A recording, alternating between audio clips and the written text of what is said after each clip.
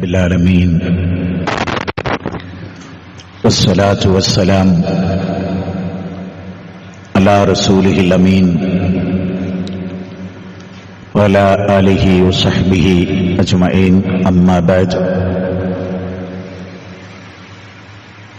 فإن خير الكلام كلام الله وخير السنن سنن محمد صلى الله عليه وسلم وشر الأمور محدثاتها وكل محدثة بدعة وكل بدعة ضلالة وكل ضلالة في النار اتقوا الله عباد الله أوصيكم وإياي أولا بتقوى الله. أعوذ بالله من الشيطان الرجيم. بسم الله الرحمن الرحيم. يا أيها الناس اتقوا ربكم الذي خلقكم من نفس واحدة وخلق منها زوجها وبث منهما رجالا كثيرا ونساء واتقوا الله الذي تساءلون به والأرحام إن الله كان عليكم رقيبا. يا أيها الذين آمنوا اتقوا الله حق تقاته ولا تموتن إلا وأنتم مسلمون. വളരെയേറെ ബഹുമാനമുള്ള സഹോദരന്മാരെ, സഹോദരികളെ, ജീവിതത്തിന്റെ എല്ലാ രംഗത്തും അല്ലാഹുവിനെ സൂക്ഷിച്ച് ജീവിക്കാൻ സ്വന്തത്തോടെന്ന പോലെ നിങ്ങളിൽ ഓരോരുത്തരോടും അതർഹിക്കുന്ന ഗൗരവത്തിൽ ശക്തമായ ഭാഷയിൽ വസിയത്ത് ചെയ്യുന്നു, ഉപദേശിക്കുന്നു. ഖുർആനിക വചനങ്ങളിലൂടെ കടന്നുപോകുമ്പോൾ ഒരു വിശ്വാസിക്ക് അല്ലെങ്കിൽ ഒരു വിശ്വാസിനിക്ക് കൂടുതൽ ഉൾക്കാഴ്ചയും ജീവിതത്തിന്റെ ഓരോ ഘട്ടങ്ങളിലും നിലപാടുകൾ എടുക്കാനുള്ള കഴിവും വർദ്ധിക്കും എന്ന കാര്യത്തിൽ അതുമായി ബന്ധപ്പെടുന്നവർക്ക് സംശയമുണ്ടാവില്ല. ഖുർആൻ എപ്പോഴും നമുക്കൊരു നല്ല സഹായി കൂടിയാണ്. ജീവിതത്തിന്റെ പ്രതിസന്ധികളിൽ, നാൽക്കവലകളിലൊക്കെ നമ്മൾ നിൽക്കുമ്പോൾ എന്താണ് ഞാൻ ചെയ്യേണ്ടത് എന്നതിനൊരു കൃത്യമായ ഉത്തരമുണ്ട് ഖുർആനിൽ. ആ ഉത്തരം കണ്ടെത്തണമെങ്കിൽ ഖുർആനിനോടൊരു ബന്ധവും അത് മുന്നോട്ട് വെക്കുന്ന ആശയങ്ങളുടെ വ്യക്തതയുമൊക്കെ നമുക്ക് ആവശ്യമുണ്ട്. അപ്പം നമ്മൾ ജീവിക്കുന്ന ഒരു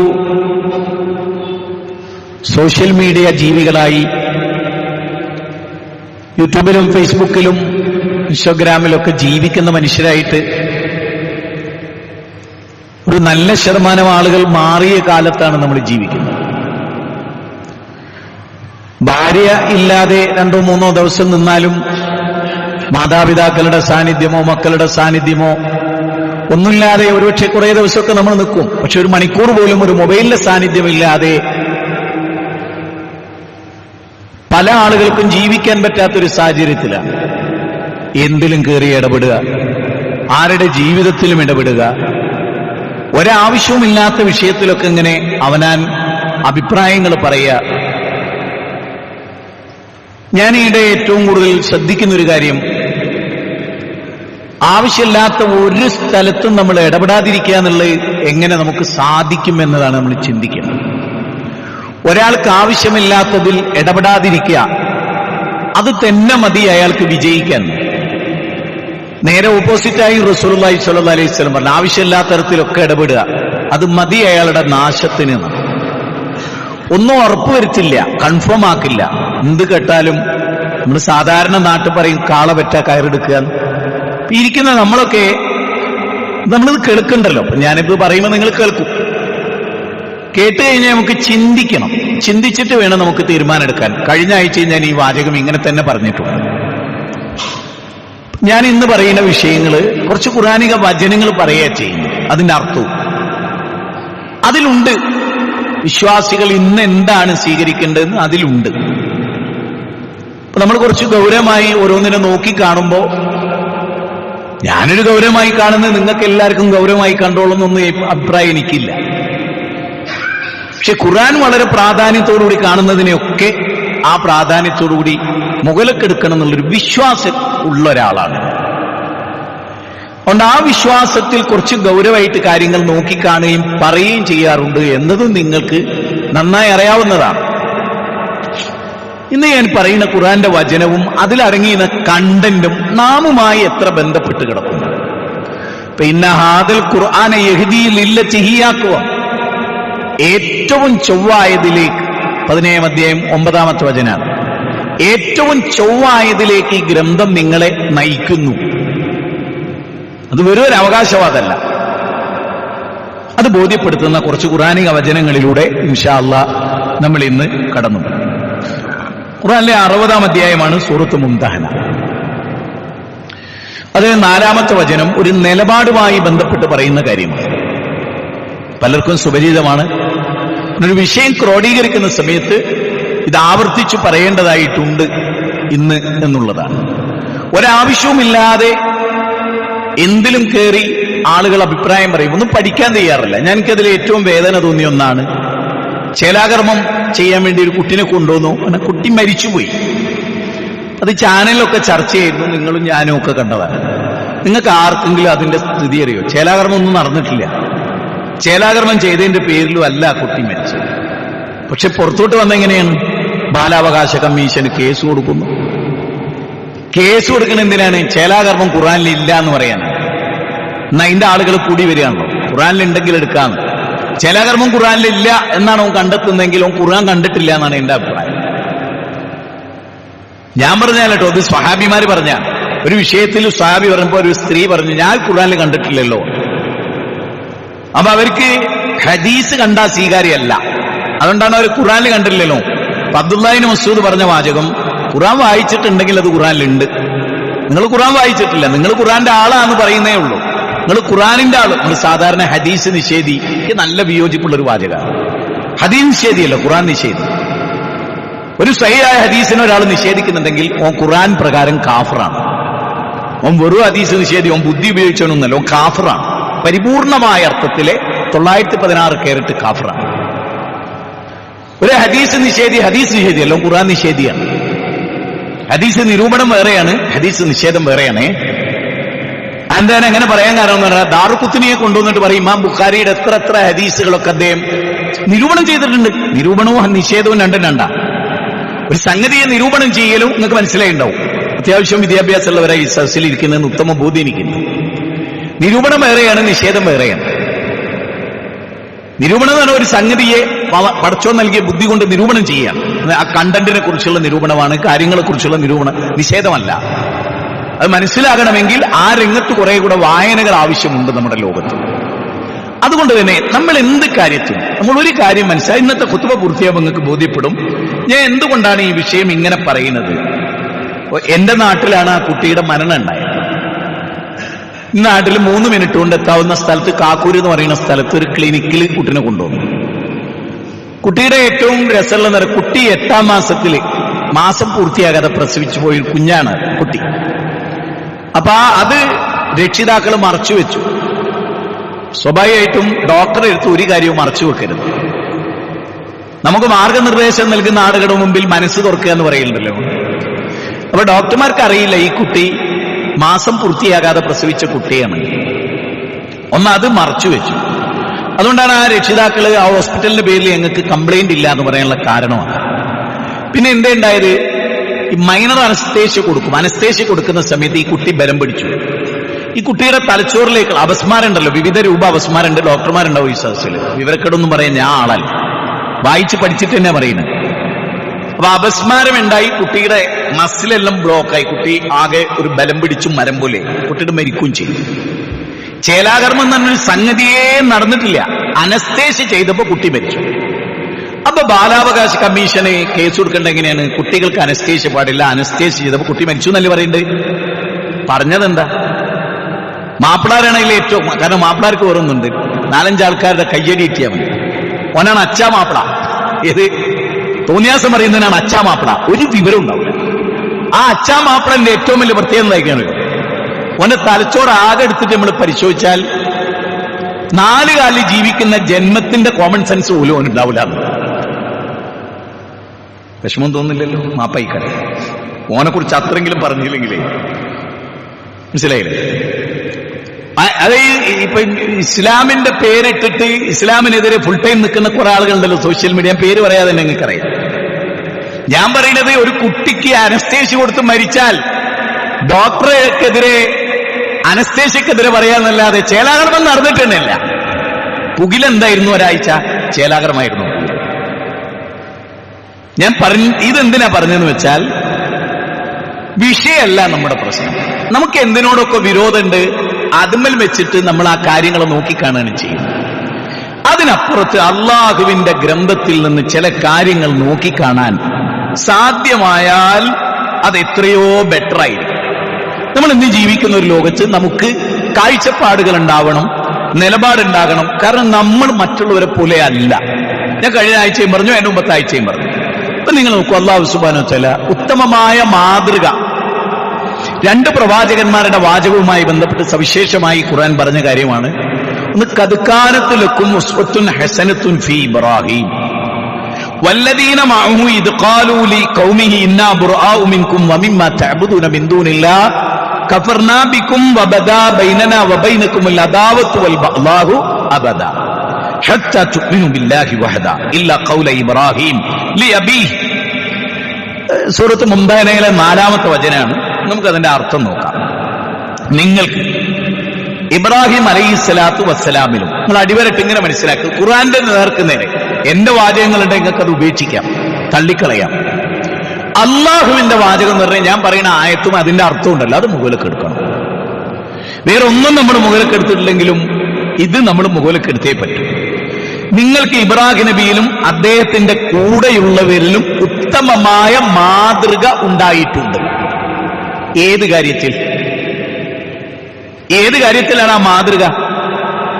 അത് ശരിക്കും ആലോചിച്ച് തന്നെ വേണം. നമ്മൾ ഈ ഭൂമിയിൽ ജീവിച്ചിങ്ങനെ പോവാണ്. നമ്മൾ മാത്രം ഒരു 60-70 കൊല്ലം ജീവിച്ച് അതോടുകൂടെ ജീവിതം അവസാനിക്കല്ലേ? നമ്മുടെ ജീവിതം തുടങ്ങുകയാണ്. ആ ജീവിതം തുടങ്ങുമ്പോ അവിടെ പരിശോധിക്കപ്പെടുന്നത് മുഴുവനും അലി ഇബ്നു അബീ ത്വാലിബ് റളിയല്ലാഹു അൻഹു പറഞ്ഞ ഒരു വാചകത്തെ ബേസ് ചെയ്തിട്ടാണ്. അതെന്താണത്? ദുനിയാവ് അമലി ചെയ്യാനുള്ള ഇടമാണ്. അവിടെ ഹിസാബില്ല, വിചാരണയില്ല. അല്ലാഹുവിന്റെ ആഖിറം വിചാരണ മാത്രമുള്ള ഇടാണ്, അവിടെ അമലില്ല. ഈ ലോകത്ത് വെച്ച് വേണം നമുക്ക് സ്വർഗത്തിലേക്കുള്ളത് സമ്പാദിക്കാൻ. അതിവിടെ വെച്ചേ സാധ്യം. ഖബറിലെത്തിയതിനു ശേഷം നമുക്ക് സാധ്യമല്ല. ഖബറിൽ പോലും നമുക്ക് കിട്ടുന്നത് ഖബറിലെത്തുന്നതിന് മുമ്പ് നമ്മൾ ചെയ്ത കാര്യമാണ്. ഈ വാചകങ്ങളൊക്കെ നിങ്ങൾ ശരിക്കും ഓർക്കണം കേട്ടോ.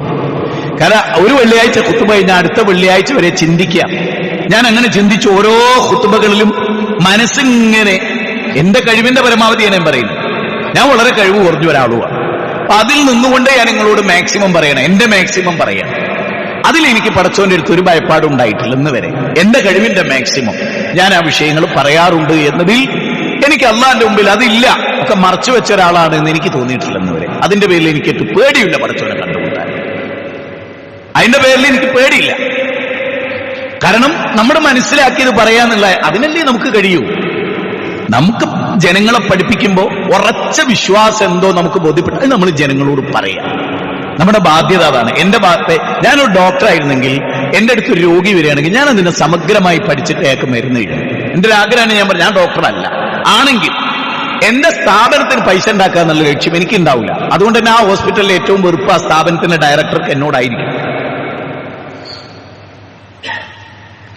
അതുകൊണ്ട് നമ്മളിവിടെ ഇബ്രാഹിം നബിയിൽ ഉത്തമ മാതൃക ഉണ്ട്. അദ്ദേഹത്തിൽ വിശ്വസിച്ചവരിലും എന്ന് പറഞ്ഞാൽ ഒരു നാട്, ആ നാട്ടിൽ കുറെ മനുഷ്യന്മാര്, അവിടെ ഒരു ഭരണാധികാരി, അവിടെ ഒരു ഭരണകൂടം, സ്വച്ഛാധിപത്യപരമായ ഭരണകൂടം, ഇതൊക്കെ നടക്കുന്ന ഒരു നാട്ടില് ഇബ്രാഹിം നബിന്റെ കൂടെ, എന്നൊക്കറിയില്ല ഇബ്രാഹിം നബിന്റെ കൂടെ എന്ന് പറഞ്ഞാൽ ഇന്ന് നമ്മുടെ ഏറ്റവും ചെറിയ സംഘടനയുടെ കൂടെയുള്ള ആള് പോലും ഇബ്രാഹിം നബി അലൈഹി ഇസ്ലാമിന്റെ കൂടെ അല്ല. നിങ്ങൾക്കറിയില്ലേ? എണ്ണപ്പെട്ട നൂഹ് നബിന്റെ കൂടെ തന്നെ 12, ഒരു റിപ്പോർട്ടിൽ 46. ശരി, അത്ര ആളെ ഉണ്ടായിരുന്നുള്ളൂ, അതേ ടോട്ടലുള്ളൂ. അപ്പൊ അങ്ങനെ ഒരു കൊച്ചു സംഘമുള്ള ഇബ്രാഹിം നബിയെ പറ്റി അല്ല പറയാണ്, ഇബ്രാഹിം നബിയിലും അദ്ദേഹത്തിന്റെ കൂടെ ഉള്ളവരിലും നിങ്ങൾക്ക് ഉത്തമമായ മാതൃക ഉണ്ടായിട്ടുണ്ട്. ഇന്നാ ബുറാഉ മിൻകും വമിമ്മ, അവരെന്ത് ചെയ്തു? ബറാ വലാ ബറാ ഇസ്ലാമിലെ വളരെ സവിശേഷമായ രണ്ട് ശബ്ദങ്ങളാണ്.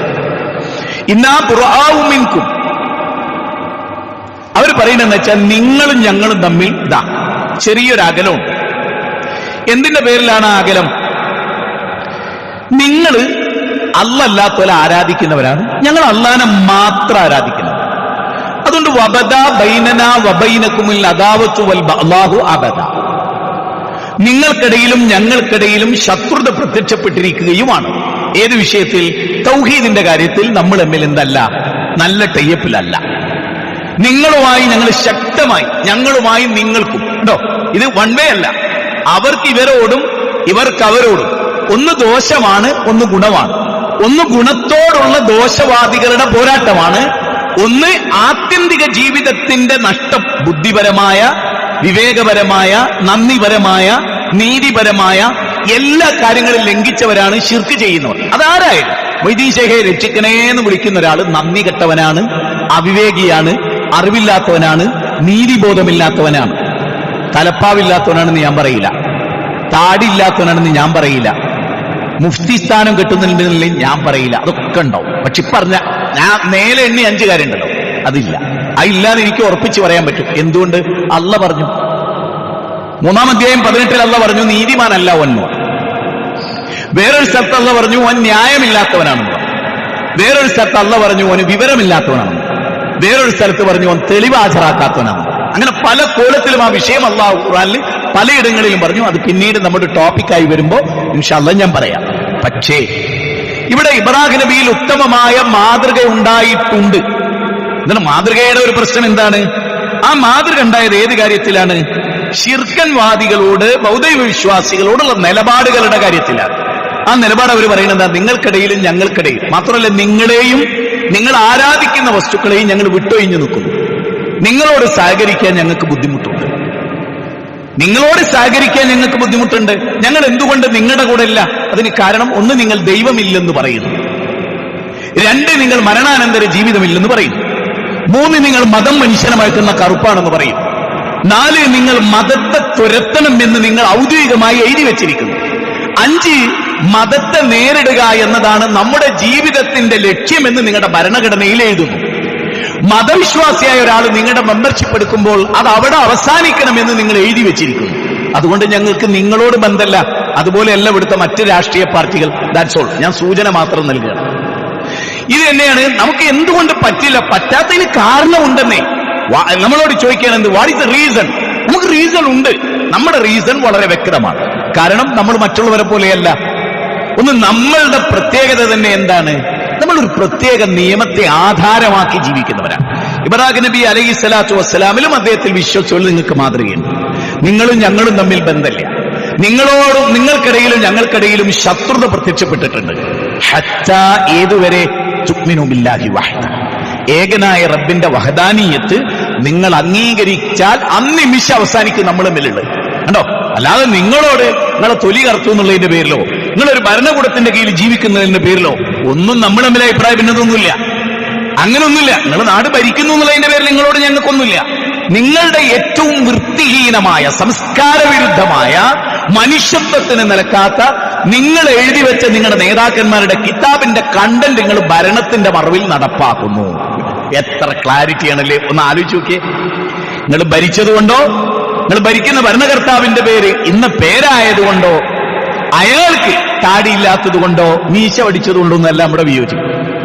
അയാളുടെ പ്രസ്ഥാനം രൂപപ്പെടുത്തിയ എടുത്ത 2 ബുദ്ധിജീവികൾ പറയുന്നു, ഒരാള് യഥാർത്ഥത്തിൽ ഈ പാർട്ടിയുടെ ആളാകണമെങ്കിൽ ദൈവനിഷേധം കൊണ്ട് മുഖമുദ്രയാകണം.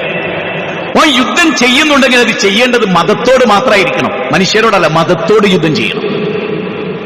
അപ്പൊ അങ്ങനെ പ്രഖ്യാപിച്ച ഒരു ടീമിന്റെ കൂടെ സഹകരിക്കുക, അവരെ കൂടെ നിൽക്കുക, അവർക്ക് വേണ്ടി വാദിക്കുക, ഇതൊക്കെ എല്ലാ മുസ്ലിം സംഘടനകളുടെയും ഇപ്പോഴത്തെ ഒരു ദയനീയ പരാജയമാണ്. കുറച്ച് കൂടുതലുള്ളത് പലപ്പോഴും എനിക്ക് തോന്നിയിട്ടുണ്ട്, ഞാനൊക്കെ ഉൾക്കൊണ്ട് 10-40 കൊല്ലം സ്വീകരിച്ച ഒരു പ്രസ്ഥാനത്തിൽ ഇതിന്റെ മെമ്പർമാർ കൂടി വരുന്നുണ്ടോ എന്ന് സംശയിക്കുന്ന ഒരാളാണ്. സംശയമല്ല, എനിക്കത് ബോധ്യപ്പെട്ടതാണ്. ഞാനത് സംശയിക്കുന്നു എന്നൊക്കെ പറഞ്ഞ് നിങ്ങൾക്കൊരു വല്ലാത്തൊരു വിഷമം വേണ്ടാന്ന് വിചാരിച്ചിട്ടാണ് കേട്ടോ. ഇവിടെ ആയാലും അവിടെ ആയാലും ബാപ്പാന്റെ അടുത്താണെങ്കിലും തെറ്റ് തന്നെ. അവിടെ പ്രസ്ഥാനകമായ ഭ്രാന്തൊന്നും എന്നെയും നിങ്ങളെയും നയിക്കരുത്. അങ്ങനെ നയിക്കുമ്പോൾ പരലോകം നഷ്ടപ്പെട്ടു. ഇഹലോകത്തുള്ളൊരു സംവിധാനം അതൊക്കെ. അത് ഇഹലോകത്തേക്ക് വേണ്ടി മാത്രം കരുതിയാൽ മതി. അതിൽ അപ്പുറത്തേക്കൊന്നും അതിനെ കരുതരുത്. പരലോകം നഷ്ടപ്പെടും ഇതുകൊണ്ടെങ്കിൽ അത് വിട്ടുകളണം. അങ്ങനെയുണ്ടല്ലോ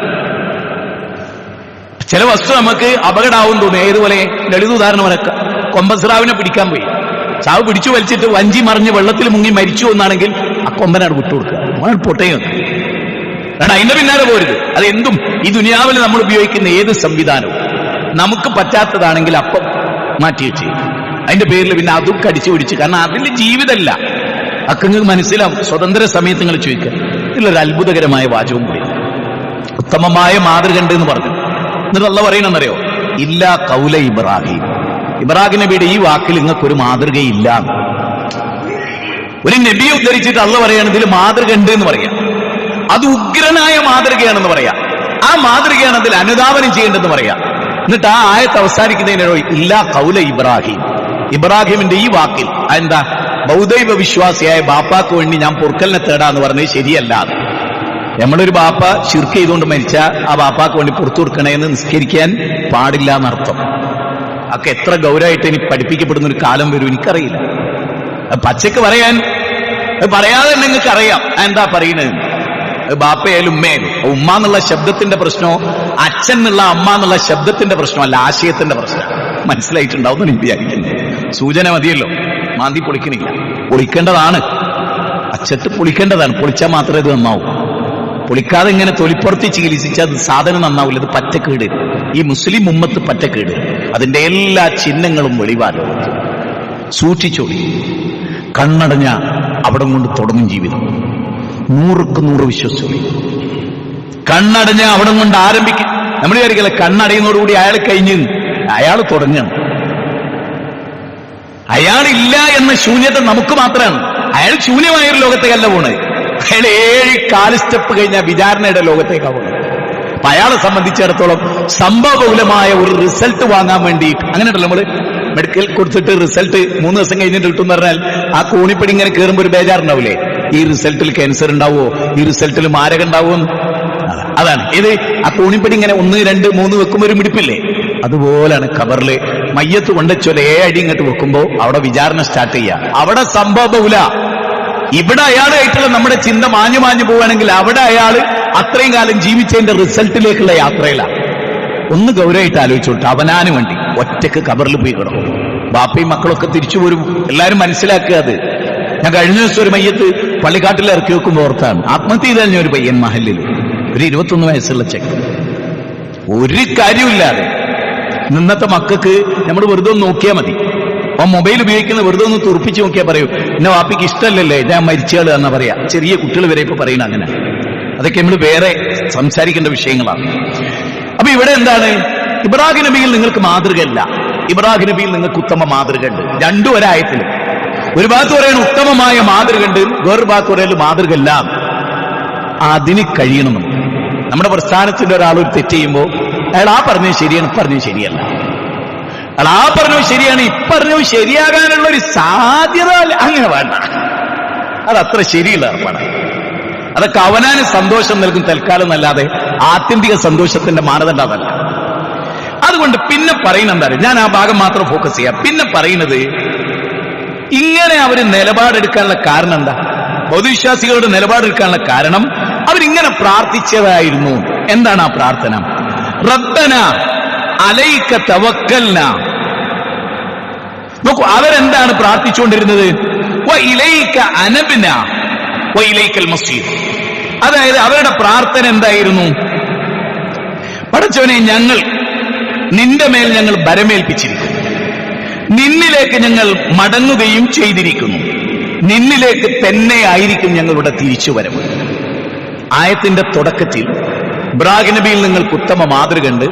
ഒരു നാട്, ആ നാട്ടിലെ എല്ലാവരും എതിരാളികള്, ഇവരുടെ കയ്യിൽ ഒരു ആദർശമുണ്ട്. അത് തൗഹീദാണ്.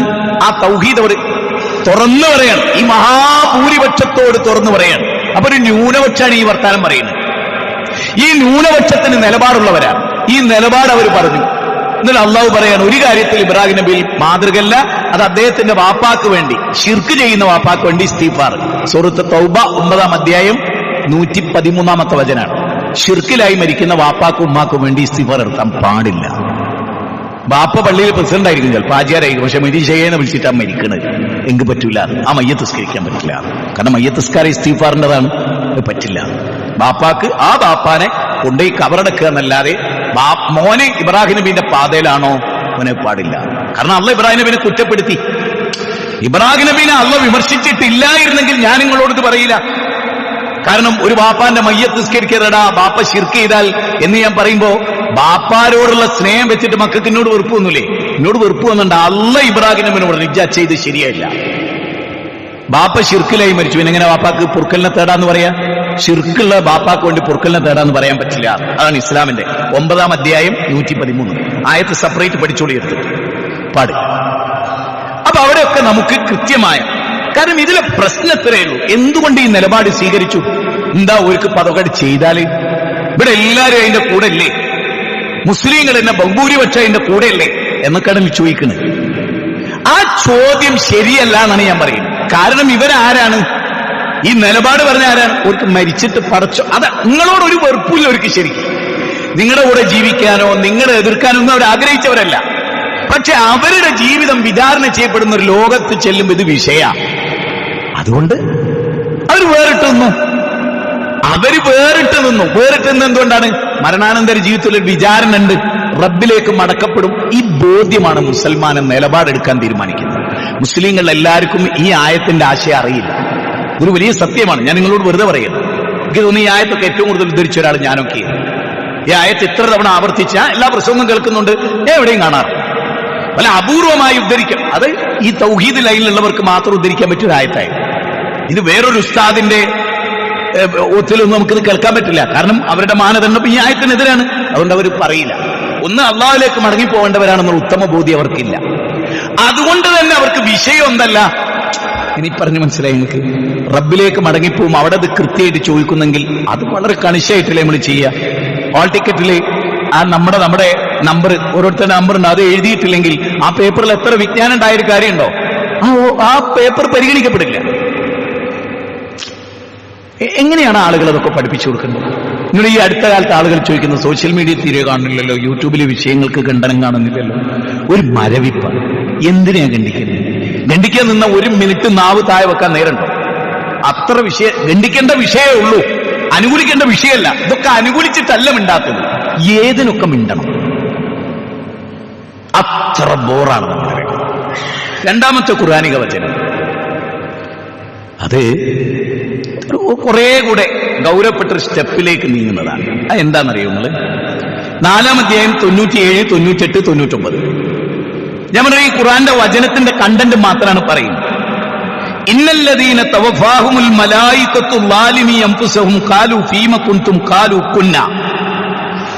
ആയത്തിൽ പറയുന്ന കാര്യം ഇതാണ്: അവിശ്വാസികളുടെ ഇടയിൽ അടിവരട്ടോളനെ, വാചകത്തിന് എന്നെ അടിവരട്ടോളണം. ഞാൻ എന്റെ വക എടുക്കല്ല, ഖുർആനിലെ പരിഭാഷ നോക്കിയിട്ട് നിങ്ങൾക്ക് പറഞ്ഞുതരാം. അവിശ്വാസികളുടെ ഇടയിൽ തന്നെ ജീവിച്ചുകൊണ്ട് സ്വന്തത്തോട് അന്യായം ചെയ്തവരെ. ഏതാണ് ഈ അന്യായം? ഇന്ന ശിർക ലദുൽമുൻ അദീം എന്ന അന്യായം, അല്ലാതെ വേറൊന്നല്ല.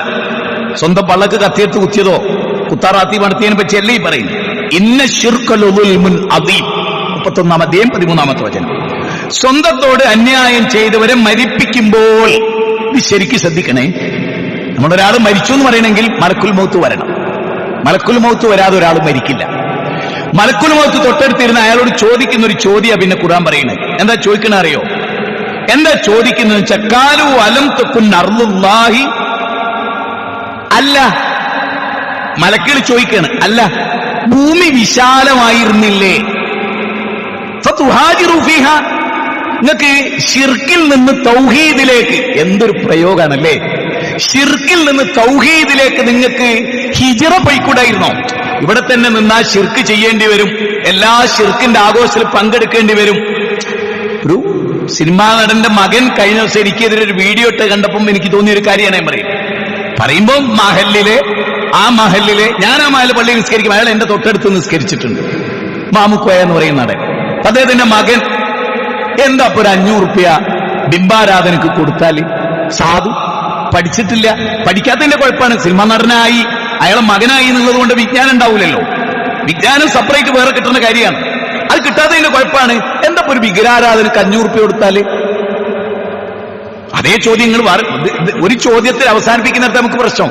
എന്താ കള്ളുടിക്കാൻ 500 റുപ്യ കൊടുത്താൽ? എന്താ വേറൊരുത്തനെ കൊല്ലാൻ 500 റുപ്യ കൊട്ടേഷൻ പാർട്ടി കൊടുത്താൽ? ഇങ്ങനൊക്കെ ചോദിക്കാലോ. കൊടുക്കുവോ? ഒരാളെ കൊല്ലാൻ 500 റുപ്യ എടുക്കുന്നതാണ് കൊടുക്കുവോ? ഇല്ല. അതേ ആള് ബിംബാരാധന കൊടുക്കണ്ട അതിന്റെ അർത്ഥം എന്താ അറിയോ? ഓൻ അറിവില്ല, ഓൻ ചെറിയ കാര്യത്തിന് വാശി പിടിക്കുക. ഒരാളെ കൊന്നാ അള്ള വിചാരിച്ച പുറത്തു വരും, ശിർക്ക് ചെയ്ത പുറത്തു വരില്ല. ഓന് ശിർക്കിന് പ്രശ്നം 500 റുപ്യന്റെ അടുത്ത് ഇല്ലാത്ത പ്രശ്നം. ഉപരി പറയുന്നതെന്ന് വെച്ചാൽ 500 റുപ്യ ഇപ്പം അല്ലെങ്കിലും ഉണ്ടായിരുന്ന കാലത്ത് ചോദിച്ചെന്ന് ഓനെ തോണ്ടി വിളിച്ചിട്ട് 500 റുപ്യ കൊടുത്തൂടെ, അതിനെന്താ കുഴപ്പം എന്ന് പറഞ്ഞാൽ ഇത് സമൂഹത്തിൽ നമ്മൾക്ക് എന്താ പറയുക, ഇത് വീഡിയോ ആയിട്ട് ജനങ്ങൾ കേൾക്കുക. പണ്ടൊക്കെ അവനാന്റെ പുരയിലിരുന്ന് ആദർശമൊക്കെ ഉള്ളവന്റെ പുരയിൽ ഓന്റെ നെഞ്ചിലായിരുന്നു ഉണ്ടായിരുന്നത്. ഇന്ന് ഏത് ലോക്കലിലും ഇതിങ്ങനെ ഓണാക്കിച്ച് പളപളാന്ന് പറഞ്ഞാൽ അതൊക്കെ സോഷ്യൽ മീഡിയയിലേക്ക് കയറും. അപ്പൊ 1000 ആള് വിവരക്കേട് ഇങ്ങനെ പറയുമ്പോ ജനങ്ങളൊക്കെ അത് വലിയ ബുദ്ധിജീവിതായിട്ട് കരുതുന്ന ഒരു കാലത്തിലേക്ക് വരും. അതുകൊണ്ടുള്ള വിവരം കെട്ടവർ വിവരമുള്ളവരായി ഇന്ന് ലോകത്തും വിവരമുള്ളവർ വിവരമില്ലാത്തവരായി. എന്റെ ബലിയാറാണ് നമ്മളൊക്കെ. എനിക്ക് കിട്ടിയ വരും അള്ളാന്റെ ഖുർആൻ. ഞാൻ നിങ്ങളോട് പറയും, അള്ളാന്റെ ഖുർആൻ താപസി മനസ്സോടെ നിരന്തരമായി വായിക്കുന്നത് കൊണ്ട് വേറൊരാളെത്തുന്ന ഒരു അറിവ് സ്വീകരിക്കേണ്ടി വന്ന ഗതികേടൊന്നും നമുക്ക് ആർക്കില്ല. സർവശക്തനായ പടച്ചവനിൽ നിന്ന് ലോകം അവസാനിക്കുന്നവരെയുള്ള ഇൽമ ഈ ഖുർആനിലുള്ളത് കൊണ്ട്. ഇവിടെ ചോദ്യം എന്താണ്? ഒരു മനുഷ്യനെ മരിപ്പിക്കുമ്പോ മലായികത്തു ളാലിമി അൻഫുസഹും ഖാലൂ ഫീമ കുൻതും മലം തകുൻ അർളുല്ലാഹി വാസിയ ഫതുഹാജിറു ഫീഹാ. ഇതെല്ലാവരും നമ്മൾ ഓരോരുത്തരും പടച്ചോമിച്ചാ മരിക്കണല്ലോ. അപ്പൊ മഞ്ചേരിയിലോ മലപ്പുറത്തോ കോട്ടയത്തോ ചങ്ങനാശ്ശേരിയിലോ പാലക്കാടോ കണ്ണൂരോ കാസർഗോഡോ ഒക്കെ ശിർക്കിന്റെ കൂടാരത്തിന്റെ നടുവിലാണ് നമ്മൾ ജീവിക്കുന്നത്. അങ്ങനെ നമ്മൾ പറയും, ഞാൻ ഒരൊറ്റ മുസ്ലിമേ അവിടെ ഉള്ളൂ. അതിന്റെ നടുവിൽ ഇങ്ങനെ കിടന്നിട്ട് ഇവർ ചെയ്യുന്ന എല്ലാ ശിർക്കിലും നമ്മൾ പോകും. നമ്മൾ അതിന്റെ മുന്നിലുണ്ടാവും. ചിലപ്പോൾ അതിന്റെ എല്ലാ പണിയിലും നമ്മൾ ഉണ്ടാവും. ചിലപ്പോൾ അതിൽ ഒരു സ്റ്റെപ്പ് നമ്മുടേതായിരിക്കും. അങ്ങനെയൊക്കെ ജീവിക്കും. അങ്ങനെയൊക്കെ ജീവിക്കുന്ന സമയത്ത് മലക്കുകൾ വന്നിട്ട് ചോദിക്കും, എന്തായിരുന്നു നിന്റെ പ്രശ്നം? ശരിക്കും നിനക്ക് അവിടെ തന്നെ നിൽക്കേണ്ടതുണ്ടായിരുന്നോ? അലം തക്കുൻ അർളുല്ലാഹി വാസിയ. അള്ളാന്റെ ഭൂമി എത്ര വിശാലാണ്. ശിർക്കന്മാരുടെ കൂടെ ഇങ്ങനെ ജീവിച്ച് അതിനോട് ഇങ്ങനെ എന്നിട്ട് ഇതിനെ താഴെ പറയണമെന്നറിയോ? ഇതിൽ നിന്നൊരു വിഭാഗം ഒഴിവാണ്. ഒരു നിലക്കും ഒരു നാട് വിട്ട് പോകാൻ കഴിഞ്ഞില്ല. ശിർക്കിന്റെ ആളുകൾ അവരെ പിടിച്ചു വെച്ചു, ആക്രമിച്ചു, ഹിജറ പോകാൻ പോലും അനുവദിച്ചില്ല. അവരെ കുറിച്ച് അള്ള പറയണമെന്നറിയോ? 99 അള്ള അവർക്ക് പുറത്തു കൊടുത്തേക്കാം. നേരെ മറിച്ച് സാഹചര്യങ്ങളൊക്കെ ഉണ്ടായിട്ടും നാടല്ലേ, ജനിച്ച സ്ഥലല്ലേ, നാട്ടുകാരൊക്കെ ഇവിടെയല്ലേ എന്ന് കരുതുന്നവന്റെ കാര്യം കഷ്ടമാണെന്നാണ് ഖുർആൻ പറയുന്നത്. എന്നാൽ അവിടെ ചോദിക്കണം എന്തറിയോ? അല്ല അങ്ങനെ പോയിക്കൂടായിരുന്നോ? അപ്പൊ അവർ പറയും, ഞങ്ങൾ അടിച്ചമർത്തപ്പെട്ടവരായിരുന്നു. അപ്പൊ മലക്കുകൾ അവരോട് പറയാം, അതൊന്നല്ല. ഈ ജീവിച്ച സിറ്റുവേഷൻ നിങ്ങൾ സ്വയം തൃപ്തിപ്പെട്ടു, നിങ്ങൾ അതങ്ങ് തെരഞ്ഞെടുത്തു. ശിർക്ക് വന്നാലും വേണ്ടിയില്ല, ഇവിടെ ഇങ്ങനെ ജീവിച്ചെടുപ്പാന്ന് വിചാരിച്ചു. ശരിക്ക് ചിന്തിച്ചോളൂ. ഈ ആയത്ത് ഖുർആനിൽ ഇല്ലെങ്കിൽ ഞാൻ നിങ്ങളോട് പറയില്ല, എനിക്കിത് പറയാൻ കഴിയില്ല. കാരണം ഇങ്ങനൊരു കാര്യം അവിടെ നടക്കുന്നുണ്ട്, മലക്കുകൾ വന്നാൽ ചോദിക്കുന്നുണ്ട് എന്നും ഈ അടിമ ഇത് പറയുന്നുണ്ട് എന്നും അള്ള പറഞ്ഞു തരാതെ വേറെ വഴിയുണ്ടോ? മരിക്കാൻ കിടക്കുക ബാപ്പ നാവ് നീട്ടുന്നുണ്ട്, ഇങ്ങനെ വലിക്കുന്നുണ്ട്, ഇതൊക്കെ നമ്മൾ കേട്ടിട്ടുള്ളൂ. പക്ഷെ ബാപ്പ വലിക്കുന്നതും ആവണതും നാവ് ചലിപ്പിക്കുന്നതും ഈ മലക്കുകളുമായിട്ടുള്ള സംഭാഷണത്തിലാണ്. ആ സംഭാഷണം ഉണ്ടെന്ന് അള്ള പറഞ്ഞാൽ നിങ്ങൾ എന്ത് മന്ദബുദ്ധിന്നോ 6-ാം നൂറ്റാണ്ടുകാരനോ താലിബാനോ പണയാൻ നെറ്റിമലൊട്ടിക്കുക താലിബാൻ. എന്നാലും കുഴപ്പമൊന്നുമില്ല. നിങ്ങൾ താലിബാൻ എഴുതിയ താലിബാൻ ആകെങ്കിൽ ഇവിടെ ആരാ എന്താ ആകാത്തത്? ആളുകളുടെ മനോഘടന അനുസരിച്ചല്ലല്ലോ നമ്മളാകേണ്ടത്. നമ്മുടെ ആശയം കൊണ്ട് നമ്മളാകാം. അതുകൊണ്ടാണ് ചോദിക്കുന്നത്, അല്ല എന്നിട്ട് എന്താ അള്ള പറയണറിയോ? അങ്ങനെ ശിർക്കിലായി മരിച്ചവര് അവിടെ ഉപയോഗിച്ച പദം തന്നെ എന്താ? ലാലിമിയം ഫുസഹും. ആലിമിയം ഫുസഹും എന്നല്ല, ലാലിമായിരുന്നു മോനെ, ശിർക്കിന് കൂട്ടുന്നോനെ. അതുകൊണ്ട് അവിടെ മലക്കുകളുടെ ചോദ്യത്തിന് പരിഭാഷ കൊടുത്തപ്പോ, മഹാപണ്ഡിതന്മാർ കൊടുത്ത പദം കണ്ടപ്പോ എനിക്ക് വല്ലാത്തൊരു സന്തോഷം തോന്നി. അതെന്താ അറിയോ? ഞാൻ ആ ഭാഗം ഒന്ന് വായിച്ചു കേൾപ്പിച്ചിരുന്നു. അവിശ്വാസികളുടെ ഇടയിൽ തന്നെ ജീവിച്ചുകൊണ്ട് സ്വന്തത്തോട് അന്യായം ചെയ്തവരെ മരിപ്പിക്കുമ്പോൾ മലക്കുകൾ അവരോട് ചോദിക്കും, നിങ്ങൾ എന്തൊരു നിലപാടിലായിരുന്നു? നിങ്ങൾക്ക് എന്ത് നിലപാടുണ്ടായിരുന്നു ആ വിഷയത്തിൽ? നിങ്ങൾക്ക് നിലപാടുണ്ടായിരുന്നോ? കൂടെ കൂടികളാകല്ലാതെ നാട്ടുകാരെ കൈയിടാൻ കിട്ടാൻ. ഇവിടെ മലക്കുകളുടെ ചോദ്യം, നിങ്ങൾ എന്തൊരു നിലപാടിലായിരുന്നു? സാരല്ലേ, ഇവിടെ ജനിച്ചു ഇവിടെ വളർന്നല്ലേ, കല്യാണം അപ്പുറത്തുണ്ട്, സുരേന്ദ്രൻ അപ്പുറത്തുണ്ട്, ഭാസ്കരൻ ഇവിടെ ഉണ്ട്, സംഗതി സംഖ്യയാണ് ഒക്കെ ആണെങ്കിലും ഒരു വർഷത്തിൽ എന്തെങ്കിലും ഒരു ഉത്സവം വരുമ്പല്ലേ നമ്മൾ അതിലുള്ളത് എന്നൊക്കെ നമ്മൾ ചിന്തിക്കണേ. പക്ഷെ മലക്കുകൾ വിടൂല എന്നാ പറയുന്നത്. അതുകൊണ്ട് ഈ ആയത്ത് കണ്ട ഞാൻ സന്ദർഭത്തിന് നിങ്ങളോട് പറഞ്ഞിട്ടില്ലെങ്കിൽ ഈ മിമ്പറിന്റെ പവിത്രത കളഞ്ഞു കുളിച്ച ഖത്തീബാവും ഞാൻ തയ്യാറല്ല. അതുകൊണ്ടാണ് നിങ്ങളോട് ഈ ആയത്ത് പറയുന്നത്. ഇതിന് അടുത്ത വാചകം എന്താ പറയുന്നത്? നിങ്ങൾക്ക് സ്വദേശം വിട്ട്, ഇതിൽ 2 പോയിന്റാ ഉള്ളത്. നാട് വിട്ടു പോകുക എന്നുള്ള വിഷയമല്ല, മതം വിടുക എന്നുള്ള വിഷയമാണ്. നാട് കടത്തപ്പെട്ടു വിഷയമല്ല, മതത്തിൽ നിന്ന് പുറത്താക്കപ്പെട്ടത് വിഷയ. മതത്തിൽ നിന്ന് പുറത്തു പോകുന്നത് ഗൗരവമായിട്ട് കാണണം. നാട്ടിൽ നിന്ന് പുറത്തു പോകുന്നത് ഗൗരവമായിട്ടേ പ്രവാചകന്മാർ കണ്ടിട്ടില്ല. കാരണം ഒരു നബിയും ജനിച്ച നാട്ടിൽ മരിച്ചിട്ടില്ല. അതാണ് മനസ്സിലായിക്കൂടെ. നൂഹ് നബിയാണ് ഒന്നാമത്തെ ആൾ. നാട് വിട്ടുപോയതാ തൗഹീദിന് വേണ്ടി. മകൻ നാട് വിട്ടല്ല, മകൻ ദീന് വിട്ടതാ. ദീന് വിട്ട മകനോട് ജനിച്ച നാട്ടിൽ നിന്ന് നൂഹ് നബി പറയുന്നെന്താ? മോനെ, ബാപ്പാന്റെ കൂടെ നാട് വിട്ടുപോരി മോനെ. കാരണം എന്താ? മോനെ, നീ ദീന് വിട്ടവനാ. ദീന് വിട്ടാ തരക, 2 ലോകം നിനക്ക് പോക. ഇഹലോകത്തും ശിക്ഷയാണ്, പരലോകത്തും ശിക്ഷയാണ് മോനെ. അതുകൊണ്ട് നീ വിട്ടത് മതമാണ്, ബാപ്പാന്റെ പാരമ്പര്യമാണ്, പ്രപഞ്ചത്തിന്റെ ആദർശമാണ്. ആ ആദർശം വിട്ടോടുകൂടെ മോനെ നാടുണ്ടായിട്ടും കാര്യമില്ല, നാട്ടിൽ മരിച്ചിട്ടും കാര്യമില്ല. ബാപ്പാനെ നോക്കു മോനെ, ആദർശമനുസരിച്ച് നാട് വിടുകയാണ്. കാരണം ആദർശം അനുസരിച്ച് നാട്ടിൽ ജീവിക്കാൻ പറ്റാണ്ടായി മോനെ. അതുകൊണ്ട് ബാപ്പ പോവുകയാണ്. മോനെ, നീ വിട്ട ദീനിൽ നിന്ന് ദീനിലേക്ക് തിരിച്ചു വന്നോ.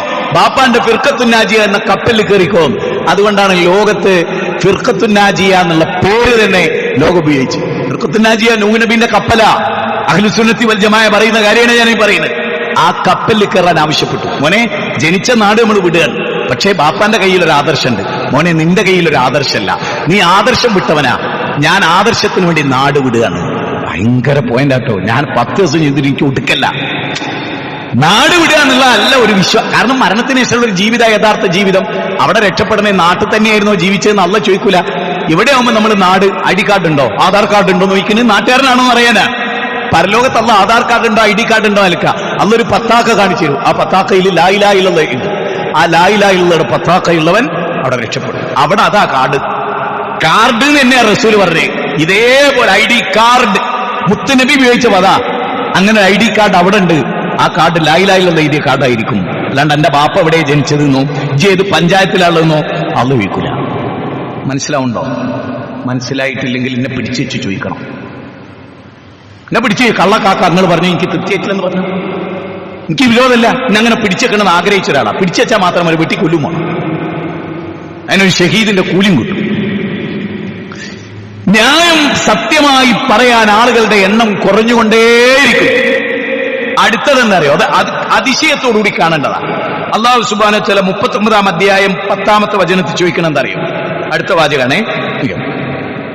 അതായത് പഠിച്ചതവൻ കുലിയ ഇബാദിയല്ലദീന ആമനു തഖൂ റബ്ബക്കും.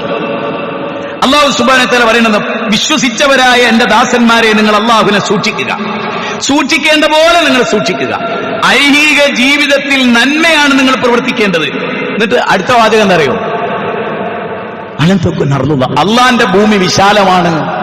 ഓർമ്മപ്പെടുത്തരുത്. കാരണം നന്മ പ്രവർത്തിക്കാൻ നിങ്ങൾ നിൽക്കുന്ന നാട് അനുയോജ്യം അല്ലെങ്കിൽ, നിങ്ങൾക്ക് നല്ലതിന് വേണ്ടി മാത്രം നിലകൊള്ളാൻ പറ്റിയ ഒരു സിറ്റുവേഷൻ നിങ്ങളെ സ്കൂളില്ലെങ്കിൽ ആ സ്കൂൾ വിട്ടിട്ട് വേറൊരു സ്കൂൾ പോവുക. ആദർശം വിടുകയല്ല വേണ്ടത്. ഏത് എനിക്ക് ഈ സ്കൂൾ എന്നെ മതി, വീട്ടിന്റെ അടുത്ത് 10 മിനിറ്റ് നടന്നാ മതി, ആദർശം വിട്ടാലും കുഴപ്പമില്ല. ആദർശം വിട്ടാൽ കുഞ്ഞുമോനെ ദുനിയാവും ഉണ്ടാവില്ല ആഖിറും. സ്കൂൾ വിട്ടാൽ ദുനിയാവും ഉണ്ടാവും ആഖിറും ഉണ്ടാവും. കാരണം വേറെ സ്കൂളുണ്ട്. ദീന് വിട്ടാൽ മരിച്ചതിന് ശേഷം പിന്നെ അവിടെ പോയിട്ടൊരു ദീൻ ഉണ്ടാക്കാൻ കഴിയില്ല. ഇവിടുത്തെ സ്കൂൾ വിട്ടാൽ അപ്പുറത്തെ സ്കൂളുണ്ട്. ഇവിടുത്തെ സ്കൂൾ സ്ഥാനം അങ്ങ് തെറിച്ചാൽ അപ്പുറത്തെ സ്കൂൾ പോയി കയറാം. പക്ഷെ മരിച്ചിട്ട് കബറിലാട്ട് എത്തിയാൽ പിന്നെ സ്വർഗത്തിന് വേണ്ടി പണിയെടുക്കാൻ ഒരു റിട്ടേൺ ഇല്ല.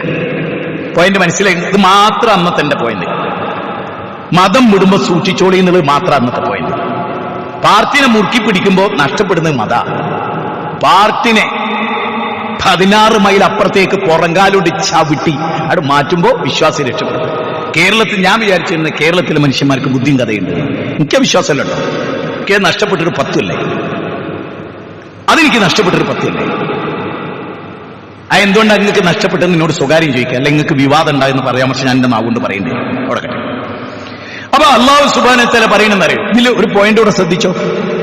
ഭൂമി വിശാലമാണെന്നുള്ള ബോധ്യം നമുക്ക് വേണം. ജനിച്ച മക്കത്തല്ലേ, മക്ക വിട്ടു പോകുമ്പോൾ റസൂൽ കരഞ്ഞിട്ടില്ലേ? പിന്നെ ജീവിച്ച മദീനത്തല്ലേ, മരിച്ചതും അവിടെയല്ലേ, ഖബറും അവിടെയല്ലേ. ആണ്. അബ്രോൾ നഗരത്തിലല്ലേ ഇബ്രാഹിം നബിന്റെ ഖബർ? മൂസാ നബി ചെങ്കടൽ കടന്നു പോയ ആളല്ലേ? ആരാ നാട് വിടാത്ത? പക്ഷെ ദീന് വിട്ടില്ല. നമ്മളോ ദീന് വിട്ടാലും വണ്ടിയിലും നാട് വിടൂല. ഇനി അള്ളാന്റെ ഖുർആന്റെ അടുത്ത വചനം, ഇതൊക്കെ അള്ളാന്റെ ഖുർആൻ ഞാൻ പറയുന്നത് നിങ്ങൾ ശ്രദ്ധിച്ചോളൂ. 31-ാം അധ്യായത്തിൽ അള്ള പറയണത്, അള്ള പറയുന്നത് ഏത് ഭൂമിയിൽ വെച്ചാൽ നിങ്ങൾ മരിക്കാന്നറിയില്ല, നാളെ എന്താ സംഭവിക്കുക നിങ്ങൾക്കറിയില്ല. എന്നിട്ട് അള്ള ഉറപ്പിച്ച് 3 സ്ഥലത്ത് പറയണെന്തറിയോ? വലാ തമൂതുന്ന ഇല്ലാ വഅൻതും മുസ്ലിമൂൻ. നിങ്ങൾ എവിടെ മരിച്ചാലും വേണ്ടില്ല, മരിക്കുന്നിടത്തുനിന്ന് നിങ്ങൾ മുസ്ലിം ആകണം. നിങ്ങൾ കേരളത്തിൽ ജീവിച്ച് മുസ്ലിമായി ജീവിച്ച് മരിക്കാൻ പറ്റുമോ? അവിടെ ജീവിച്ച് മരിക്കണം, പക്ഷെ മുസ്ലിം ആവണം. നിങ്ങൾ കാസർഗോഡേ മരിച്ച് സാരമില്ല, നിങ്ങൾ എവിടെ മരിക്കുന്നത് എന്റെ വിഷയമല്ല, നിങ്ങൾ എങ്ങനെ മരിക്കുന്നു അതെനിക്ക് വിഷയമാണ്. അതുകൊണ്ടാണ് ഇബ്രാഹിം നബി മക്കളെ വിളിച്ചിട്ട് പറഞ്ഞ്, മക്കളെ നിങ്ങൾ എവിടെയായാലും, നിങ്ങൾ എവിടെ പോയാലും ഫലാ തമൂതുന്ന ഇല്ലാ വഅൻതും മുസ്ലിമൂൻ. 2-ാം അധ്യായം 132 സൂറത്ത് ബഖറ. റബ്ബി ഖദ് ആതൈതനി മിനൽ മുൽക്കി വഅല്ലംതനി മിൻ തഅവീലിൽ അഹാദീസി ഫാത്തിറസ് സമാവാതി വൽ അർദ് അൻത വലിയ്യി ഫിദ് ദുനിയ വൽ ആഖിറ തവഫനി മുസ്ലിമൻ. കണ്ടോ? തവഫനി മുസ്ലിമൻ വഅൽഹിഖ്നി ബിസ്വാലിഹിൻ. രാജാധികാരം കിട്ടി, എല്ലാം കിട്ടി. ദുനിയാവെന്ന് പൊട്ടക്കണ്ണിൽ കൊണ്ടുപോയിട്ടപ്പോഴും ലാ തസ്രീബ അലൈക്കുമുൽ യൗം, നിങ്ങളായിട്ട് എനിക്കൊരു പ്രതികാരമില്ല, അതൊന്നും ഈ ലോകത്ത് തീർക്കേണ്ടതല്ല. എന്നിട്ട് അള്ളാഹിനോട് പറയണെന്നറിയോ? രാജാധികാരമൊക്കെ നാട്ടുകാർ വലുതായി കാണും, എനിക്കത് വലുതല്ല. പിന്നെ സ്വപ്നം വ്യാഖ്യാനിക്കാനുള്ള കഴിവ് നാട്ടുകാരുടെ മുമ്പിൽ അത് വലിയ കഴിവാ. അതുകൊണ്ടാണ് അവർ എന്റെ അടുത്ത് വരുന്നത്. ഞാൻ അങ്ങനെ ഞെറിഞ്ഞു കുത്തിന്നിട്ട് എല്ലാവരും വന്നല്ലോ, എനിക്ക് ഈ രണ്ടും ഉണ്ട്, അതുകൊണ്ട് ആളുകൾ വന്നു. പക്ഷെ എനിക്കിത് രണ്ടും വലുതല്ല. ശരിക്കും ചിന്തിച്ചോളൂ കേട്ടോ.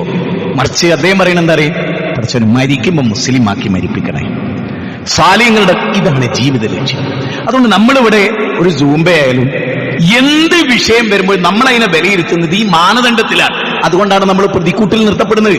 ഈ മാനദണ്ഡം ഇവിടുത്തെ ജനൻ ടി വിക്ക് ഉണ്ടാവില്ല, റിപ്പോർട്ടർ ചാനലൊക്കെ ഉണ്ടാവില്ല, ഇവിടുത്തെ ബാക്കിയുള്ള മീഡിയ വണ്ടി ചിലപ്പോൾ ഉണ്ടായിക്കൊള്ളുന്നില്ല, അല്ലെ വേറൊരുക്ക് ഉണ്ടായിക്കൊള്ളുന്നില്ല. അവിടെ കുത്തിരിക്കുന്ന എല്ലാവർക്കും അത് ഉണ്ടാകണം നമ്മൾ വിചാരിച്ചിട്ട് കാര്യമില്ല, നമുക്ക് ആഗ്രഹിക്കുക. പക്ഷെ നമ്മുടെ സ്ഥിതി അതല്ലല്ലോ. ഈ വിശ്വാസമുള്ള നമുക്ക് എവിടെയാണെങ്കിലും 3-ാം അധ്യായം 102-ാമത്തെ വചനം, മുസ്ലിങ്ങളായി കൊണ്ടല്ലാതെ നിങ്ങൾ മരിക്കരുത്. അപ്പൊ നമ്മുടെ അവസ്ഥ എന്താണ്? ഇബ്രാഹിം നബിയോട് അള്ള പറയാണ്, ഓ ഇബ്രാഹിം മുസ്ലിമായി മരിക്കൂ. ഇബ്രാഹിം നബി പറഞ്ഞു, റബ്ബേ നിനക്ക് പൂർണ്ണമായിട്ട് കീയൊതുങ്ങിയതിന്റെ പേരിൽ നാട് വിടേണ്ടി വന്നാൽ എനിക്കത് പ്രശ്നമല്ല, കുടുംബത്തെ ഉപേക്ഷിക്കേണ്ടതാ എനിക്കത് പ്രശ്നമല്ല, ബാപ്പാൻ ഉപേക്ഷിക്കേണ്ടെന്ന എനിക്കത് പ്രശ്നമല്ല. കാരണം നിന്റെ സന്നിധിയിൽ എന്റെ ജീവിതത്തെ ബോധ്യപ്പെടുത്തേണ്ടതുണ്ട്. സൂറത്ത് ബഖറ 2-ാം അധ്യായം 131, 132. ഇത്രയാണ് ഞാൻ ഇന്നത്തെ ഖുതുബയുടെ കണ്ടന്റ് ആയിട്ട് നിങ്ങളുടെ മുമ്പിൽ വെക്കുന്നത്. ഒന്ന്, മുസ്ലിം ആയിട്ട് മരിക്കുക എന്നുള്ളതാണ് ലക്ഷ്യം. ഏത് നാട്ടിൽ മരിക്കുക എന്നുള്ളതല്ല, ഏത് പാർട്ടിയിൽ മരിക്കുക എന്നുള്ളതല്ല, മറിച്ച് ഇസ്ലാമിന്റെ മുഴുവൻ നന്മകളും കാത്തു സൂക്ഷിച്ചുകൊണ്ട് ജീവിച്ച് അത് നിലപാടായി തുറന്നു പറഞ്ഞ് ഞങ്ങൾ നിങ്ങളോടൊപ്പം ഇല്ലെന്നും ഞങ്ങൾക്ക് ഇന്നൊരാശയമാണുള്ളതെന്നും നിങ്ങൾക്കത് നമ്മൾ ആരെങ്കിലും പറ. ഇതിലും വലിയ അത്ഭുതമല്ലേ ഈ ആയത്തിൽ? നിങ്ങൾ ശ്രദ്ധിച്ചോ, നിങ്ങളുമായി തൗഹീദിന്റെ പേരിൽ ഞങ്ങൾക്ക് ഭിന്നതയുണ്ട്, അതുകൊണ്ട് നിങ്ങളെ കഴുത്തറക്കുന്നാണോ ഇബ്രാഹിം നബി പറഞ്ഞ്? അതിൽ മാതൃക ഉണ്ടെന്നാണോ പറഞ്ഞ്? മനസ്സിലായോ? അവരോട് ഞങ്ങൾ നിങ്ങളെ തല്ലുന്നോ, നിങ്ങളെ നാട്ടിൽ നിന്ന് പുറത്താക്കുന്ന അല്ലേ പറയുന്നത്? തൗഹീദിന്റെ ആളുകൾ അവര് നാട്ടിൽ നിന്ന് പുറത്താക്കുന്ന അറിയുന്നത്, ഷിർക്കിന്റെ ആളുകളെ ഞങ്ങൾ പുറത്താക്കുന്ന അവർ പറയില്ല. ഞങ്ങൾ നിങ്ങളെ തല്ലൂന്ന് പോലും പറയില്ല. ഇബ്രാഹിം നബിനോട് ബാപ്പയെ പറഞ്ഞേ കല്ലെറിഞ്ഞു കൊല്ലും. ഇബ്രാഹിം നബി ആണല്ലോ ശരിക്കും പറയേണ്ടത്. അള്ളാഹിനോട് നന്ദി കേട് കാണിച്ച് ഒരുത്തനെ കല്ലെറിഞ്ഞു കൊല്ലുക എന്ന് പറഞ്ഞാൽ അത് പടച്ചോന്റെ പാർട്ടിന്റെ പ്രത്യേകത ആകണല്ലോ. പക്ഷെ ഇസ്ലാം അത് പഠിപ്പിച്ചില്ല. പോയിന്റാണ്, ചിന്തിക്കേണ്ടവർ ചിന്തിക്കാം. അള്ളാഹു ഖൈർ നൽകട്ടെ.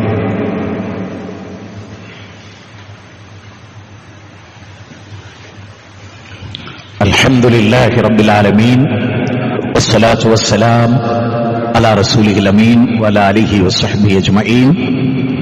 ഇത്തഖുല്ലാഹ ഇബാദല്ലാഹ് ഉസീകും വഇയ്യായ സനീം ബിത്തഖ്വല്ലാഹ്. അല്ലാഹുവിനെ സൂക്ഷിച്ച് ജീവിക്കണം. ഏത് നിമിഷവും ഒരുപാട് മരണവാർത്തകൾ നമ്മൾ ഡെയിലി. ഇപ്പം എൻ്റെയൊക്കെ വീട്ടിലെന്നും ഹോസ്പിറ്റലും രോഗവും കുടുംബത്തിലും എല്ലാ ഭാഗത്തും രോഗങ്ങളാണ്. ഷുഗർ ഉണ്ടാക്കുന്ന, അറ്റാക്ക് ഉണ്ടാക്കുന്ന, സ്ട്രോക്ക് ഉണ്ടാക്കുന്ന 4 ഹോസ്പിറ്റലിലായിട്ടാണ് എൻ്റെ കുടുംബക്കാരൊക്കെ. എന്നാൽ എൻ്റെ ഒരു കുടുംബക്കാരൻ സർജറി നടന്നുകൊണ്ടിരിക്കുമ്പോൾ മരിച്ചു. ഭയങ്കരമായ സൗന്ദര്യവും ഭയങ്കര ജനസേവകനൊക്കെ ആയിട്ടുള്ളൊരു മനുഷ്യൻ. അവർക്കൊക്കെ വേണ്ടി നിങ്ങൾ ഞങ്ങളോടൊപ്പം അവർക്കും പൊറുക്കലിന് വേണ്ടി നിങ്ങൾ ദുആ ചെയ്യും. കുറേ മനുഷ്യന്മാർ നമ്മുടെയൊക്കെ കുടുംബത്തിൽ രോഗികളായി. ഞാൻ പറഞ്ഞു വന്നതിൻ്റെ തുകത്തിലുള്ള നിങ്ങളോടൊക്കെ എനിക്ക് ബാധ്യതയുണ്ട്. എൻ്റെ ബാധ്യത നിങ്ങൾക്ക് ഹക്ക് പറഞ്ഞു തരിക എന്നുള്ളതാണ്. നിങ്ങൾക്ക് എല്ലാവർക്കും ഇഷ്ടപ്പെടില്ലേ? അത് എന്നോട് നോക്കാൻ അള്ള പറയാത്തതുകൊണ്ട്. കാരണം ആയുസ് എപ്പോഴാണ് നമുക്കറിയില്ല. ഈ ഖുതുബ കഴിഞ്ഞ് പോകുമ്പോൾ എനിക്ക് മരണം സംഭവിക്കാലോ. പക്ഷെ നിങ്ങളിത് ഓർക്കണം, നമ്മൾക്ക് മുസ്ലിങ്ങളായിട്ട് മരിക്കണം. അത് ഇവരോട് ആരോടുള്ള വിരോധമല്ല. നമ്മൾ സൂമ്പ കളിക്കില്ല എന്ന് പറയുന്നുണ്ടെങ്കിൽ പരലോകത്ത് പടച്ചോൻ പിടിച്ചു ശിക്ഷിക്കുന്നുള്ളത് കൊണ്ടാണ്. ഡാൻസ് കളിക്കുക, ടൈറ്റ് ഡ്രസ് ഇടുക, ആണിനും പാടില്ലാത്തതാണ്. ടൈറ്റ് ജീൻസ് ഇടുക ആണിന് പാടില്ല. പിന്നെ പെണ്ണിന് ആണിനെ പാടില്ല. ഒരാളുടെ കാലിൽ ഒരാളുടെ ബാക്ക് ഭാഗം പ്രൊജക്ട് ചെയ്തിരുന്ന ഇൻസൈഡ് പോലും പാടുണ്ടോ എന്നുള്ളടത്ത് സെൽഫികൾ ചർച്ച ചെയ്തിട്ടുണ്ട്. അത്ര വരെ ഞാൻ വിവാദാക്കില്ല. ഞാൻ പറയുന്നത് ഇസ്ലാമിന് ആണായാലും പെണ്ണായാലും വേഷത്തിന് കൃത്യത. ടൈറ്റ് ജീൻസ്, അതുപോലെ നമ്മളിപ്പോ കാണുന്ന പെൺകുട്ടികളൊക്കെ ഇടുന്ന ഡ്രസ്സുകളുണ്ടല്ലോ, അതിന്റെ പേരൊന്നും അല്ലേ എനിക്കറിയില്ല, ഞാൻ അത്ര മോഡേൺ അല്ല. പക്ഷേ അത് ആണിനും പറ്റില്ല. ആണിന്റെ ശരീരത്തിൽ ഇറങ്ങിയ ഡ്രസ്സ് പാടില്ല എന്ന് പഠിപ്പിച്ച മതാണിത്. അപ്പൊ അതുകൊണ്ട് നിങ്ങൾക്ക് എന്താ ടൈറ്റ് ഇട്ടാൽ ഞങ്ങൾക്ക് പാടില്ല, ഞങ്ങളുടെ നബി പാടില്ല.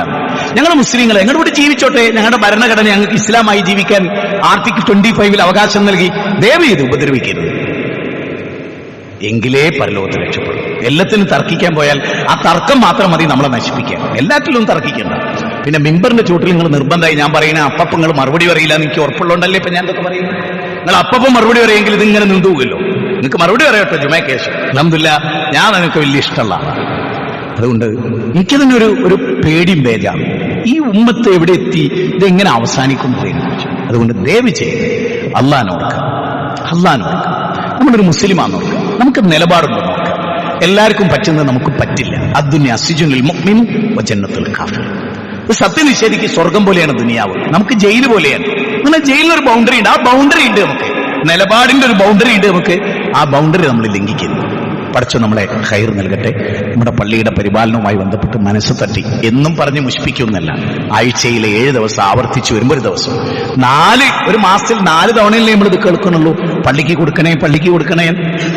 ഒരു മാസത്തിൽ 4 വെള്ളിയാഴ്ചയല്ലേ നമ്മളിത് കേൾക്കുന്നുള്ളൂ. മാക്സിമം വന്നാൽ പള്ളിക്ക് കൊടുക്കണേ, അതേ ഉണ്ടാവുള്ളൂ. ഒരു സന്തോഷം അതൊക്കെ ആയിരിക്കും. ഒരു മസ്ജിദിന്റെ കാര്യമൊക്കെ നോക്കി നടക്കുന്ന ഒരാൾ മരിക്കുമ്പോൾ പറയും ആ പള്ളിന്റെ എല്ലാമായിരുന്നു പോരെ. കള്ളുഷാപ്പിൽ നോക്കിയ ഒരാൾ നല്ലല്ലോ പറയണം. അള്ളാഹുവിന്റെ മസ്ജിദ് നോക്കിയ നല്ലൊരു മനുഷ്യനായിരുന്നു. അയാൾ ഉള്ളതുകൊണ്ടായിരുന്നു ആ മദ്രസ തുറന്നു പോയത്. 5-6 കുടുംബമൊക്കെ പോറ്റിയിരുന്നത് ആ സാധുവായ മനുഷ്യനായിരുന്നു. അതിനാ വരും. അല്ലാതെ വെറുതെ സോഷ്യൽ മീഡിയ കയറുന്ന എന്തൊക്കെയോ പറഞ്ഞ് കുറെ ചിരിച്ച്, കുറെ പരിഹസിച്ച്, കുറെ അപഹസിച്ച് എനിക്ക് തന്നെ തോന്നുകയാണ് നമ്മൾ തന്നെ, നമ്മുടെ പണ്ഡിതന്മാര് തന്നെ അതിര് വിട്ടു പോകുന്നുണ്ടോ എന്നുള്ളിടത്താണ് ഞാനുള്ളത്. എങ്ങനെ ആവശ്യമില്ലാത്ത തരത്തിൽ ഇടപെടണ്ടാന്നേ. എല്ലാത്തിനും ഞാൻ അഭിപ്രായം പറഞ്ഞാൽ അഭിപ്രായം ഒന്നും ഉണ്ടാകും. ഇവിടെ എല്ലാവരും പറയുന്നതാണ്. അതുകൊണ്ട് ദയവ് ചെയ്ത് സമയം, വിലപ്പെട്ട സമയം, 2 ഖുർആൻ ആയത്ത് ഓതി പഠിച്ചോളൂ, ഒരു ദിക്ർ പഠിച്ചോളൂ, ഒരു പാവപ്പെട്ട ഒരാൾക്ക് എന്തെങ്കിലും ഒരു നല്ല കാര്യം ഫോർവേഡ് ചെയ്ത് കൊടുത്തോളൂ, ഒരു പാവപ്പെട്ടവന്റെ അയാൾക്കൊരു ഫണ്ട് കൊടുക്കാനുള്ള എന്തെങ്കിലുമൊക്കെ ഫോർവേഡ് ചെയ്യേണ്ട അതൊക്കെ ഫോർവേഡ് ചെയ്തോളൂ. അതിനൊക്കെ കൂലി കിട്ടും. പറഞ്ഞു എന്ന് മാത്രം. അള്ളാഹു ഖൈർ നൽകട്ടെ, നന്മ നൽകട്ടെ, തൗഫീഖ് നൽകട്ടെ, തഖ്വ നൽകട്ടെ. ശിർക്കിൽ നിന്ന് തൗഹീദിലേക്കുള്ള ഹിജറ പോകേണ്ടി വന്നാൽ ആ ഹിജറ നിർവഹിക്കുന്ന കൂട്ടത്തിൽ അള്ളാഹു നമ്മെ ഉൾച്ചേർത്ത് അനുഗ്രഹിക്കട്ടെ. അല്ലാഹുമ്മ ഗ്ഫിർ ലിൽ മുഅ്മിനീന വൽ മുഅ്മിനാത്ത്.